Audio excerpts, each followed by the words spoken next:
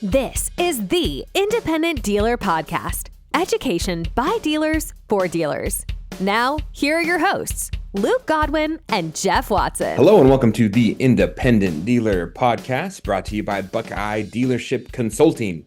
I think there's times, Luke, where we have to train ourselves, right? We talk about training our staff. We talk about training our employees.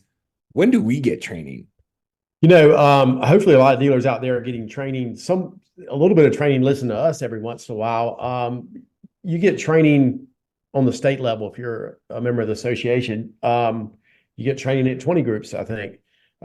You get training at convention. But that sometimes you really need that hardcore boot camp training that places offer. I was lucky enough in January, Marshall took two of his managers to go to a Joe Verdi event, Train the Trainer. It was honestly probably the best training event for a dealer I've ever been to when it comes to just training salespeople. Really and truly, it's about sales. And, I've always heard people in the buy here, pay here industry say, I could sell 100 cars a month. Okay, you probably could, but are you selling the right cars? And so you still need to train your salespeople when it comes to buy here, pay here, retail, new car store. Anyway, they're going to say, and you said this so many times, Jeff, they're going to say outlandish things. They're gonna run off that $40 lead that just stepped on your lot, or that $40 lead that just called you. You can't allow that to happen because you're afraid to train.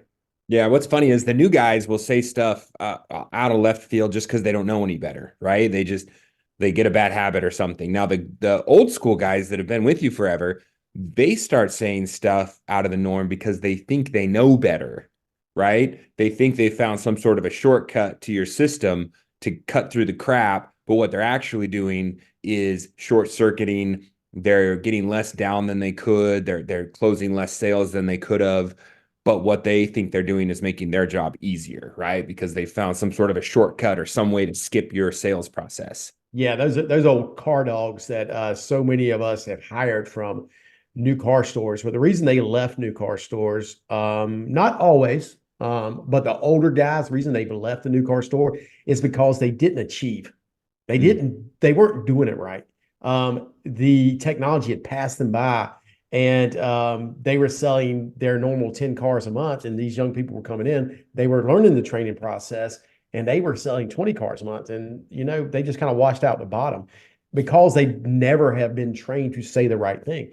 I've been consistently selling 15 cars a month. Wait, how long you been there? And you sell 15 every month, and you've done that for the last 3 years? Like, okay, not getting any better? Like, what was your goal? 15 and you hit 15? I hit 15. I hit 15 on the 15th of the month, and I didn't work anymore. I was done.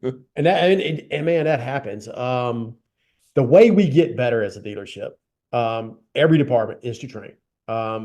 It starts at the top with training the owner, and we have to make it a mandate to train either the people ourselves, which you can do, or train the managers so that they train properly. In my case, I train everybody because I want it done my way.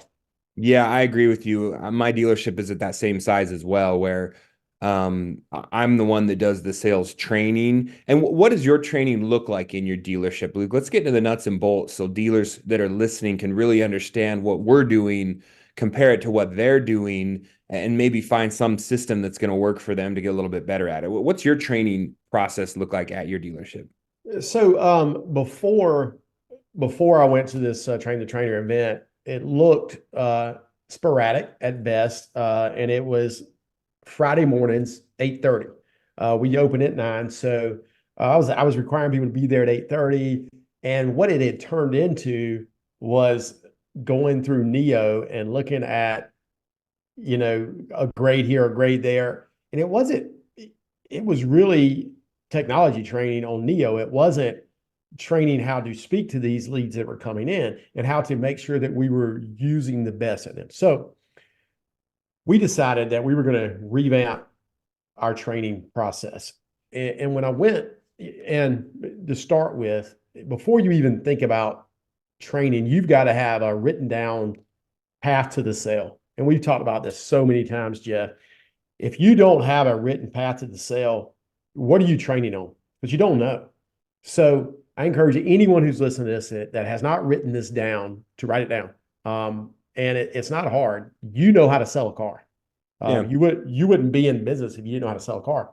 Write down the steps of that process and what it looks like. Yeah. And So yeah. I'll tell you, Luke, my path to the sale is A, the meet and greet, right? B, sell the package. Step 3 is get the credit app. Step 4 is the wants and needs, car selection. And step 5 is overcome objections, close the deal. So that's what I drill into my salesman every single time. Step 1, 2, 3, 4, 5. You can't go from 1 to 5. You can't jump straight into 3 and start taking a credit app and think you're ever going to make it to 5, right? You have to start with those steps. Meet and greet, sell the value, then take the application, then do the wants and needs and car selection, and then close the deal. And of course, I'm buy here, pay here. So that's why credit app comes way before the car selection. If you're a retail dealer, you may flip-flop those two. You maybe start look at cars and then go worry about the credit app and getting them approved. But you have to have, and so I drill that 5 fingers, right? Those 5 steps, I drill it into them every single time. What's yours? Yeah, I actually can I share this, share my screen real quick, Jeff? Just if everybody's hopefully everybody's watching on YouTube. If not, go back, watch on YouTube. This is the Godwin Motor selling process. These are the steps to the sale. It's 7 steps. At 5, 7, it doesn't matter. It could be 3, Jeff. But you need to have this written down. And so once you have it, you train on it. And so you may spend a lot of time on the first part, which is meet and greet, right? And so mine's not much different than yours, right?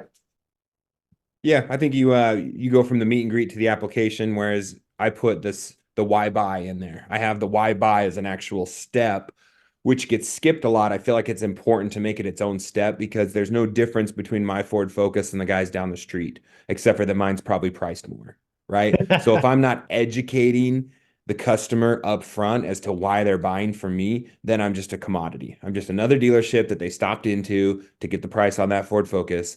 So I try to help my salesmen say, hey, you've got to get them bought in on you, get them bought in on the dealership and what makes us different. And then it's so much easier for them to give over their information. When you start asking them for their phone number and social security and everything else, you've built that rapport. They kind of know why they're there and they're maybe committed to you. Yeah. We don't have that problem. We've been in business for almost 40 years now. And so we have special inventory. People come to us because they know who we are and they know our deal, right? And so but it doesn't matter.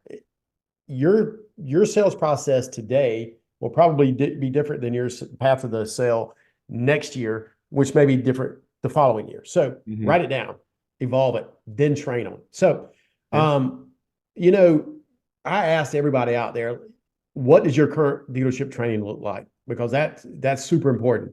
If it's nothing, then write that down and say it's nothing. Well, let's get started, right? So when we did it, we noticed several things. We only were training once a week. There was no structure. There was no ultimate goal. I was lecturing. I wasn't training. I don't think the salespeople really liked being there. And we needed to be more getting lectured. They were getting lectured, right? And they really weren't involved, and it wasn't fun. And I've been to your sales training. I know it's a good bit more fun. So we just need to be more consistent. And so that's I decided to revamp. And we drive this home all the time, Luke. Sales telling is not sales training, right? No. So many people and salesmen and managers get confused as to them getting up and ranting for 45 minutes about leads and closings and do this and do that. And this is what you should do. And this is what you should do here. That's a sales telling meeting. And if you want to have sales telling meetings, that's fine. But and there is a place for that. And so there is a place for that. But it's not during sales training. No. And what's the big distinction between telling and training, right? Yeah, and practice. And The it's role play. practice and role playing. That's what it's about. It is the role play. Yep. And so, like I said, many of you probably just need to get started. And so you need to do that. You need to organize your meetings, which is what we decided to do a little better. Identify where your staff needs the most help. And you only can do that if you have the path to the sale, and also listening to their calls and listening to them speak to other customers, right? And you got to decide on the time and place. One thing we changed to 2 days a week. Okay. Tuesday morning at 9:00 and Thursday morning at 9:00. Wow. Okay. Those they're are full 30 minutes, 45 minutes, an hour. They're 30 minutes. And 30 minutes. I start at 9:00.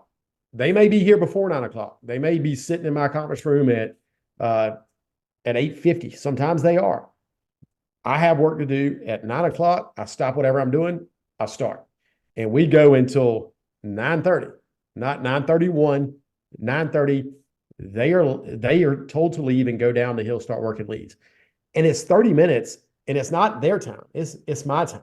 And I think if you ask salespeople to come in earlier, they're giving up their time. So that was the big distinction we made was, okay, let's do it during regular business hours. Then we don't even we have no pushback. You don't have to be here early. It's 9:00. And you know what? They're here at 9:00. There's never anybody late for a 9:00 meeting. How many people do you think were late to 8:30 meetings, Jeff? Well, that's a good point. I'd like to talk about that because mine is before we open. So if your meeting's at 9:00, what happens if there's a customer sitting at your doorstep at 9:00 because they know you open at 9? Does that customer sit and wait for a half hour? Or does that salesman miss the training? The sales manager takes that customer. So your sales manager's not in these trainings? No, he is. He's always in there. But if there's a customer that showed up, and I can tell you how many times this has happened since we started this, it's happened twice. Yeah, out of 10 meetings or 12 meetings so far, it's only happened twice. So, and we knew that. We knew that Tuesdays and Thursdays, number one, we were never busy in the mornings typically. And Thursdays we get busy in the afternoon. Tuesdays really our slowest day. We moved it off of Friday because Friday is our game day. We sell more cars on Friday than any other time. And we need to be focused on Friday. We need to be focused not on what we're learning. We need to be focused on getting leads and selling cars. Yeah, I understand that. So if someone calls in, your front desk is just taking messages. That's it. You're not answering sales calls. You're not doing anything till 9:30. Okay. Yep. So my sales training happens at 9:00 on Fridays. We don't open till 10. So I expect my salespeople to be either here present. We're mostly doing it by Zoom now because both locations. So I typically have a sales Zoom meeting at 9:00. My argument for that is I am doing this for the benefit of the salesman, right? And we try to help them understand this. Yes, this benefits the dealership, and you probably have more to say about that. Yeah. But this is for the benefit of the salesman. Now, if they're not learning to train on their own, if they're not listening to sales books, if they're not reading books, if they're not going to training on their own, if they're not studying YouTube videos and stuff after hours and on their lunch break, I don't know what they're doing, right? Like I might as well replace them with a kiosk. But if they're not willing to sacrifice, quote unquote, an hour of their morning to be logged into a Zoom and be ready and be present in front of the camera to learn how to sell better, to learn how to make more money, to learn how to do their job better, then I think they're in the wrong industry. You know, I would love for every one of my salespeople to be listening to podcasts, get pumped up in this. I don't think they're doing it. I think they depend on me. I don't know. I think that'd be an argument to battle because, yeah, man, if I just need a bunch of like minimum wage workers to take orders and write down sales receipts and sign documents, then that's probably what I should have. But if I've got sales professionals who are being paid pretty darn decent to sell cars, then they should be sales professionals. And I don't need a bunch of C and B players. I need A players that are here to have a career out of this, not a job until they jump to something else. So that would be the perfect world. And that would be my argument. I'm not saying I'm there because that's been our biggest issue is when we're on Zoom, guess what I'm looking at the whole time? I'm looking at the freaking ceiling. Yeah. Why is your phone pointed at the ceiling? I don't know. Who am I talking to? What are you doing? So we've had a couple of come to Jesuses with our sales staff to say, hey guys, I'm sacrificing my time to be here to teach you. You need to be in front of your camera, turned on, ready to rock and roll and learn because I'm not doing this for my own health. And that's the reason I really like in person. I'm one of those old dog in person, got to happen. Speaking of in person, Luke, good time to talk about Buy Here, Pay Here United coming up. If you haven't signed up, now is the time. It's not too late. It's getting there. But if you're in the Buy Here, Pay Here industry, you've got to be in Vegas coming up. Yeah, it's in April. It's the week of the 25th in April. I actually last night booked my room at the Bellagio. I got the presidential suite, Jeff, and it's great. We're going to have a big time. But really, I did book last night, and it was such a great. It's been such a great event for the last 2 years. We're going to be there every day, wrapping things up. You need to get there. You need to be there, meet us, talk to us, get our opinions, good and bad, on everything, and just connect with other dealers around the country. You just never know when you're going to need a person in Sheboygan, Wisconsin, and you'll meet them at one of these things. Yep. So, speaking of, Luke, why do you convince your sales staff, or have you got them full buy-in as to why they're doing it? Yeah. So, you don't do anything unless you know the why, and you've got to make sure the salespeople know the why for them. And this is the why, and you got to explain it to them. Number one, nobody likes to be uncomfortable when they're speaking to someone. So the comfort level that they're going to build by training is going to be huge. Jeff, just think about when you asked your wife out for the date for the first time. You're a big, lanky, goofy fella. You go up to Tanya, who's this beautiful woman, and you try to ask her out on a date. I'm sure you were like, oh, blah, blah, blah, blah. Well, you couldn't get the words out, could you? In my defense, I had a lot of training, so I was very confident. I was on my game. I had been doing weekly, if not daily, training on how to handle that situation when it presented itself. So yes, that is a perfect example. And that's what I tell my sales staff. Look, you guys need to memorize these scripts. You need to memorize what I'm saying to you, not so that you can just regurgitate it word for word, but so that in the moment, you can make it yours and it's already programmed in your brain, and you're not spending so much time thinking about what you're going to say. You're listening to the customer, and then you're adapting this script to lead them down the path to the next step. And Joe Verdi and I keep saying Joe Verdi here. I know several of y'all reached out and asked about the books and which ones to use, but he calls them back pocket questions, right?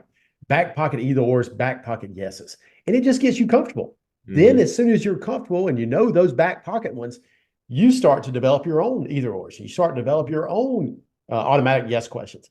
So the comfort level goes way up, which allows you to get rapport with the customer and to build rapport with the customer and to get the things you really need, like how much down do they have? How much payment can they afford? Or do they want a car or a truck? All these type things that come with this comfort level as it builds. And what's funny is the one thing that most everybody wants that has the job is to make more money. That's a huge why that you have to explain to your salespeople. If you follow this training and you do what I ask you to do, you're going to sell more cars and you're going to make more money. That's an easy sell, right? Mm-hmm.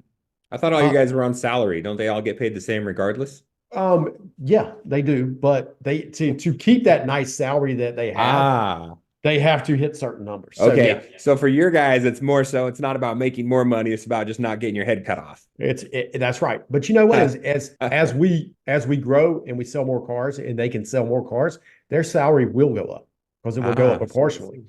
Advancement. Not everybody wants to be a salesman for the rest of their life. Some people do want to be a salesman for the rest of their life. Some people may want to be a manager, and they may need to understand how to train other salespeople at your dealership, at another dealership, or somewhere else. And, one of my really good friends is the freaking national sales manager, or was a national sales manager for Moen. I mean, he was a great salesman and rose up the ranks because he knew how to do it. And he was managing thousands of people. I mean, that's pretty good advancement there. And it's to improve your skill. The last thing, everybody wants to improve a skill. If you don't train, if you don't play golf, if you don't hit golf balls, consistently, if you don't play pickleball consistently, you're never going to be any better. you're just going to be average. And Yeah. I don't want to be average. It's all about the practicing. Again, it comes back to that. It's like the same thing with golfing, right? I go out on the course and I'm like, this is stupid. I shouldn't be out here. I should be at the driving range. Yeah. I should be learning how to hit the ball better, not just out here chasing a ball all over God's green earth, right? Yeah. Same thing when I get my butt kicked in a pickleball match. It's like, dude, I've got to learn that shot. I've got to go drill this shot because when it presents itself on the court, I am missing it. I'm not putting it away. I'm not closing, whatever it is. So that's what this is about, is taking those reps so that when you're put in the game, right, and you can convince the salesman that that's why this is so important. You are going to have a shot at a sale today. And if you're not ready to take it, then you're going to fumble it. You're going to drop it. They're going to bail out. That could have closed. And that's really what's an interesting argument is some of the salesmen are like, oh, well, we only have so many sales. We only have enough sales for me to sell 10 a month, blah, blah, blah. We just don't have better leads. And I say, wait. You're telling me that if I was sitting in your seat and taking those leads, that we wouldn't sell more than 10 cars a month? You think 10 is just the way it is? Hell no. Like if I was in that seat, we would be selling 20 to 30 a month, right? Yeah. So yes, talent and skill and experience does matter. It's not just happenstance of whatever the crap person rolled in with a mattress on their back and laid down on your showroom floor, right? Yeah, no, that's true. I mean, improving the skills is going to sell more cars. You got to make these meetings fun, Jeff, and interesting. Okay. Let's talk about the meeting structure. What does your sales meeting look like in its structure? So the structure is we recap the last meeting. We just go over, whatever we did last meeting. We go over it. And we kind of do a quick role play on what we did last week or the last meeting. Then we outline what today's training is going to be about. And so let's just say we're gonna go over the greeting because we hadn't discussed the greeting in a while. We were on close for a couple of weeks, and now we're going to recap the close. We're going to talk about the greeting again. We're going to make sure everybody knows it. We're going to go around. We're going to discuss it. We're going to practice it. And so that's step 3. Then I'm going to assign them some homework on the greeting, incorporate the greeting in this way or incorporate it this way. What happens if a customer says this? So we're going to go over that homework, get them to write out 2 or 3 different scenarios. And then we're going to repeat what we covered again. We're going to repeat the greeting again, and everybody's going to be happy. And we're going to go and seize the day, right? Yeah, I think having that repeating of what you did last week or last training is so important because that's where that retention comes in, right? If you're just going like 3 or 4 months before you get back to the meet and greet or before you get back to the, overcoming objections, they lose it, right? They're not just going to retain it in the first 30 minutes. And that's something we did recently. I had done some training on our CPI program, right? We just switched over to Buckeye, and I'm trying to get everybody just assume that their insurance is our CPI program. Don't even ask them for full coverage. Don't even ask them for their deductible or who they use. Just assume CPI. And I went back through and I was like, oh, tell me how you do this. I'm like, you guys don't understand what it is. Like I told you, but I can't expect you just to know it the first time. Like how long did it take me to wrap my brain around what CPI was, right? Yeah. So that's called the assumptive close, Jeff. And assumptive close is definitely something you need to train on. You close on something small, and it leads to the big sale. And CPI is a great product. We talked about it. Buckeye getting that CPI program going. Another training I have every week is training with my insurance girls. We go over things. We work on how we're presenting CPI. We talk about the objections she's had. But that's what we have to do. We also do the same thing with our selling your service contracts, our ancillary products. It's 100% of the product, 100% of the time. We train on that. We want these Buckeye products in their face every time because it makes us more money in the long run. And reinsurance is, and I'm gonna not pick on one of our listeners, but it was interesting. We got a question the other day, Jeff. I'm not sure if you saw it. I answered it, but the guy was talking about he didn't like the vehicle service contract that he was selling to his reinsurance company, and he went back to selling an old product from another warranty company. And I thought about that for a second. I said, maybe people out there don't understand this. So let's go down this rabbit hole real quick. That product that you're selling through your reinsurance company is your product. You can design it and make it exactly like that product your salespeople have been selling, or you can make it better than that product you've been selling or less than that product you've been selling. So remember, reinsurance through Buckeye allows you to sell your product. It's your product. And make sure you remember that. And honestly, if you've got salespeople that don't want to sell that product because they've sold, another warranty company forever, I would get rid of that salesperson. Yeah. Or figure out why that salesperson only wants to sell that, because it's very possible somebody might be giving him some back end money. Yeah, I took all the pamphlets, all the paraphernalia from any other warranty company and just threw it in the trash. Right? Yeah. There is not an option outside of the few little cars that we sell that are exotics, or if I'm trying to put an aftermarket on a Tesla or something, like it's all my products now. And that's a good thing to train on, right? We talked about the CPI, we talked about the service contract, just assuming a service contract or an upgrade on every car. What are some of the other things that dealers are listening? You could easily because, I talked about it with my sales manager once, is like, we just need a calendar. Let's just take our whole sales process. Oh yeah. Yeah. Let's break it down into little subsections and let's just put it on a calendar, because instead of you just logging in at 8:30 and being like, okay, what are we going to talk about today? There are some stuff that present themselves. If you look inside your CRM, you're like, oh crap, how is this? Or I overheard a phone call the other day and I'm like, whoa, dear. Okay, we need to retrain on phone calls.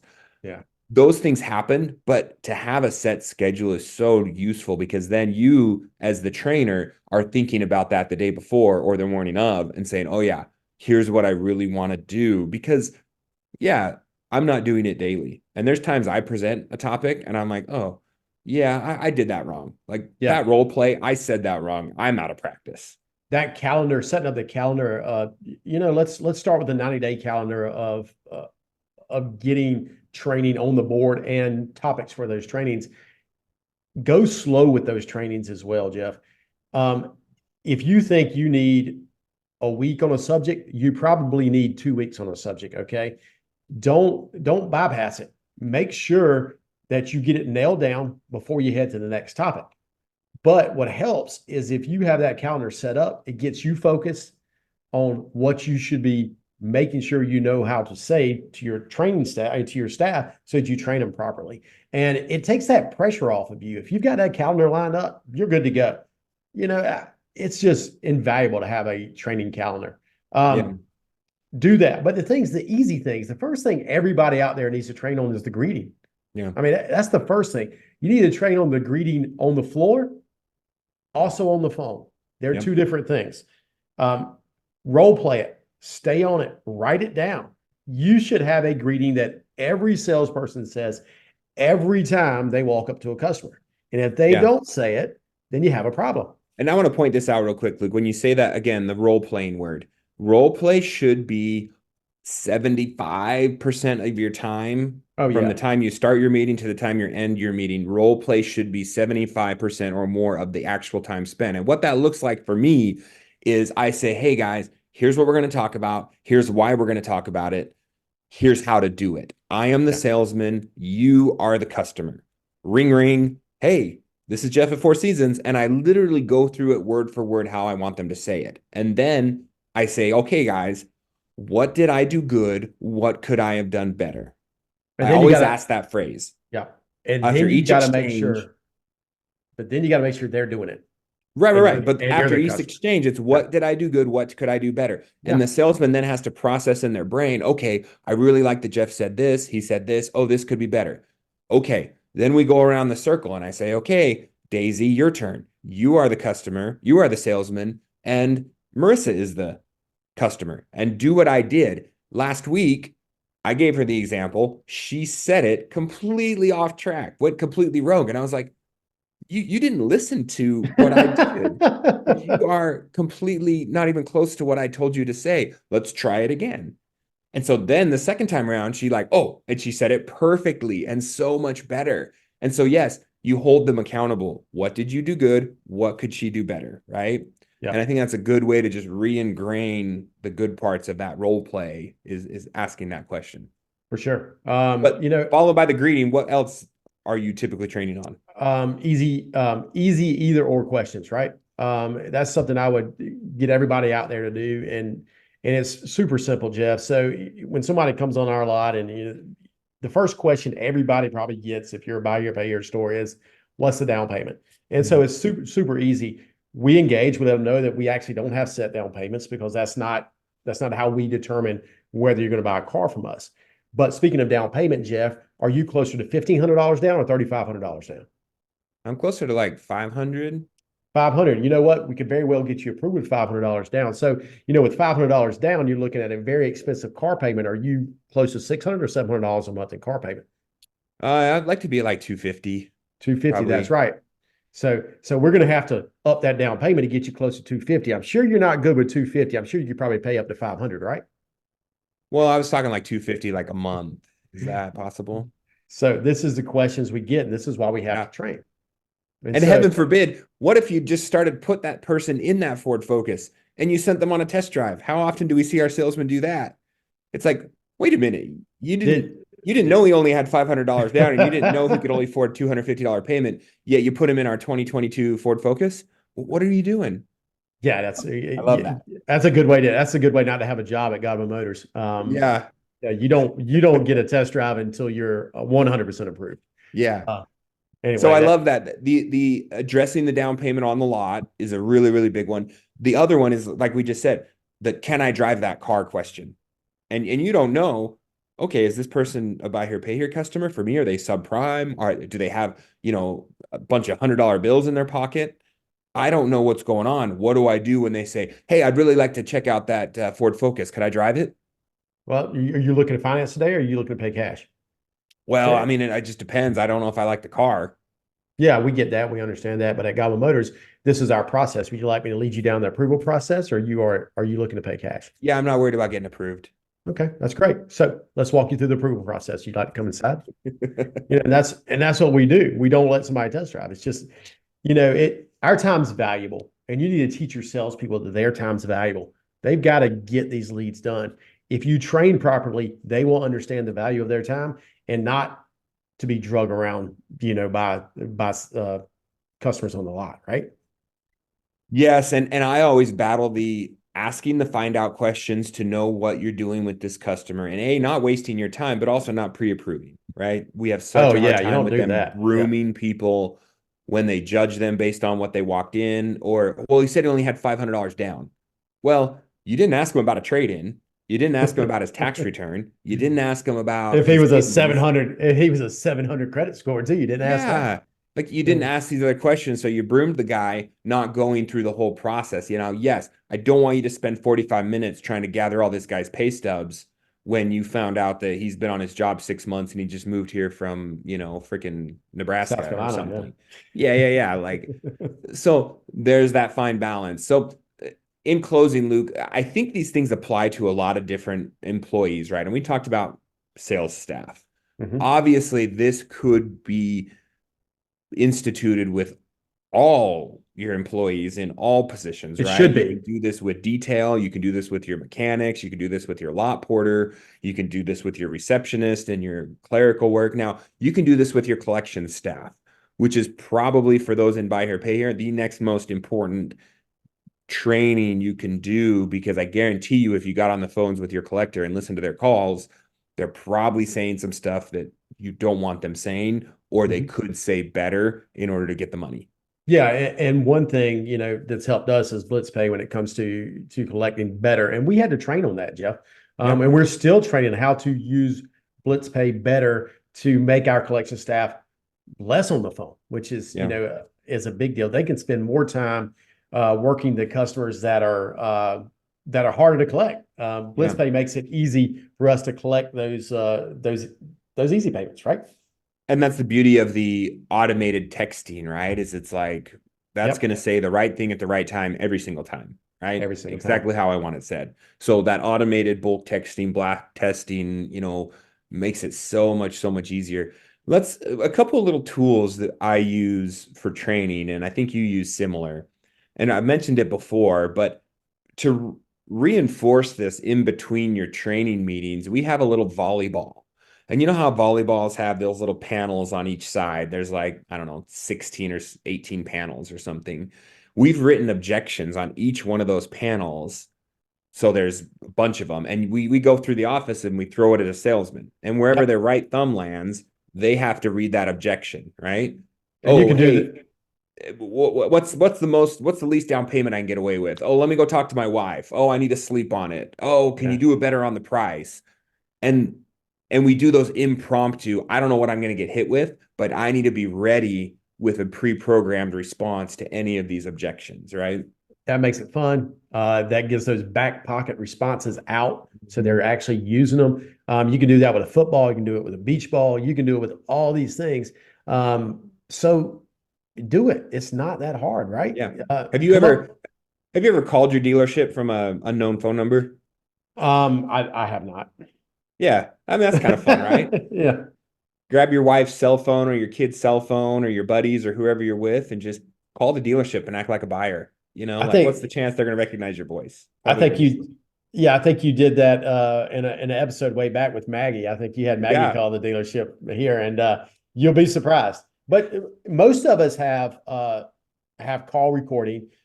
That's a tool you can use for this, and you can take that call recording, play it during a sales meeting, and train on it. And don't be negative. Say, you know what, this is a negative-free zone when we train. This is how we are going to get better. We're going to take one from the way a sales manager handled a bad call. We're going to take one from a salesperson, and we're just going to get better at it. That's what we're here for. Absolutely. Cool, guys. I hope you all take something away from this. Luke, I'm glad you went to training the trainer, and now you train the trainer training the training trainers. I love it. I love it. Okay, talk to you next week. Thank you for listening. Please leave us a review. We'll catch you in the next episode.